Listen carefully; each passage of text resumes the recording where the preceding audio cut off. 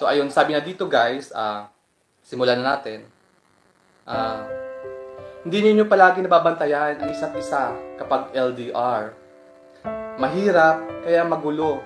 Nagkakalayo minsan, nawawalan kayo ng oras sa isa't isa kasi LDR nga, 'di ba? So nawawala daw ang oras. Hindi na yung iba sa actual sa personal, 'di ba? Na relasyon, 'di ba? So sabi pa niya dito, masasabi niyo na mahal niyo ang isa't isa, ngunit wala na yung kasiguraduhan kung kayo ba ay kayo pa o hanggang doon na lang ba talaga kayo sa LDR. Sabi pa niya dito, nawawalan kayo ng oras sa isa't isa. Doon magsisimula ang maging magulo ang inyong relasyon. Nawawalan na kayo ng gana kasi nakahati ng oras, nawala na yung oras kasi siguro busy ang isa kasi LDR nga, 'di ba? Wala na yung communication, minsan nagpuputol, 'di ba? Yung sitwasyon na LDR, mahirap daw talaga guys pag ganyan. Marami tayong friend na ganun din ang sitwasyon. So, hindi lang isa, hindi lang dalawa. So, marami guys tayong naririnig tungkol dito sa topic natin. Mawawalan ka ng tiwala at puno na lang ng pagdududa sa iyong karelasyon. Diba? Hindi talaga mawawala yung pagdududa, syempre, diba? Kapag malayo kayo sa isa't isa.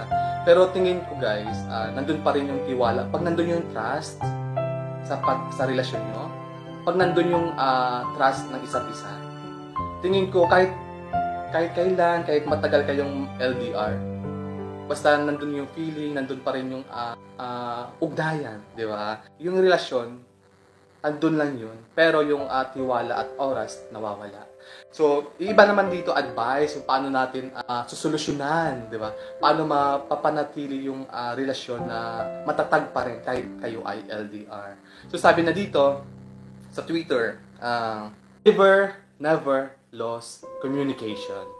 Di ba? So, communication talaga yung isang basihan din sa matatag na relasyon kung kayo ay LDR. Di ba? Dapat constant yan kasi kapag nawalan kayo ng connection sa isa't isa, yun yung biglaan na lang maiiwang nakahang yung isa, 'di ba? Lalo na kung malayo kayo, abroad yung isa. So kailangan talaga yung communication. Hindi yan napuputol, guys. So panatilihin natin yung sa isang relasyon kapag LDR, yung communication, 'di ba? Hindi man lang niya alam kung ano ang nangyari sa iyo kasi pag nawala yung communication nyo, hindi niya alam kung anong nangyari sa iyo, sa isa't isa. Kasi parang naguluhan or naputol, 'di ba? Nagsisimulang mawalan gana ng isang tao kung hindi ka na nagpaparamdam sa kanya. So, nawawala yung communication, wala na yung pakiramdam, wala na yung hindi na ka nagpaparamdam sa kanya. Kung hindi ka na nagpaparamdam sa kanya, hindi alam ng partner mo kung saan siya lulugar. Tama, di ba? So, kung aasa pa siya ba o maghintay sa'yo, o kalimutan ka na lang niya, o umasa na babalik ka pa. Huwag mong gawin kung anong ayaw mong gawin sa iyo. Napaka-simple, di ba? Huwag mong gawin yung ayaw na gawin sa iyo. Simple. Sa bawat bagay na ginagawa mo, isipin mo yung partner mo na malayo sa iyo.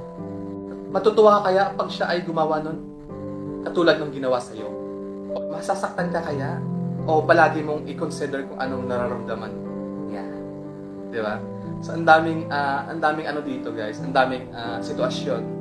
So, sabi pa niya dito, make plans. Maganda kung may plano kayong dalawa kasi nagsisilbing bind yan para sa inyong relasyon. For common plans and goals to achieve. So, laging may topic kayo kapag kayo ay may communication, kapag wag niyong tanggalin yung communication lagi kasi para may may tulay kahit malayo kayo sa isa't isa. Ginagawa namin to, ginagawa daw nila kapag umuwi yung kanyang jowa mula sa malayo, mag-movie dates, punuan yung mga oras, mga araw na yun yung malayo sila sa isa't isa. Dahil nga malayo kayo sa isa't isa, hindi mo magawang magpadala o kahit anuman. So gumawa ka ng effort, kailangan din ng effort kahit malayo sa iyo sa isa't isa, or LDR, o kahit ano. So gumawa ka ng effort. Padala ka ng flowers, makisoyo ka sa mga tropa mo. Yung mga ganyan malaking bagay para sa kanya, total, kahit anong kaliit yung bagay, basta galing sa mahal mo, matutuwa yung taong mahal mo. Di ba? Mahalaga na yun sa taong minamahal mo kahit maliit na bagay, kahit sulat lang, di ba? Handwriting or something na maganda or something na nakakatuwa kasi parang maiisip ng tao na yon, nung jowa mo na malayo sa'yo na hindi ka niya nakakalimutan, hindi ka niya napapabayaan kahit kayo ay LDR. Di ba? Nakakatuwa. Gumawa ka ng video para sa kanya. Diba? So, kunwari may bago ka pupuntahan sa lugar, gumawa ka ng video sa lugar na yon, usapin mo siya. Hindi mo alam kung gaano niya ma-appreciate yung effort mo.